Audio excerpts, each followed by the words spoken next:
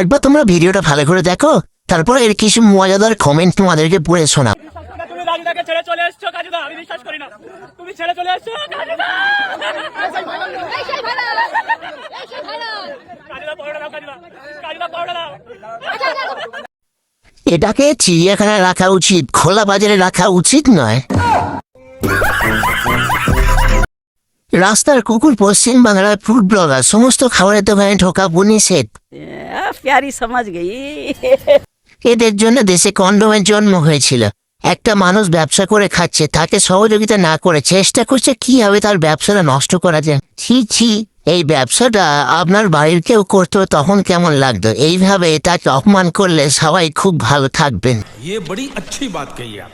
এক প্লেটে অরুণের দুটো বিচি, একটা লঙ্কা, আনলিমিটেড খিস্তি। এই শান্তি ছেলেদের জন্য কেউ ব্যবসা করতে পারবে না।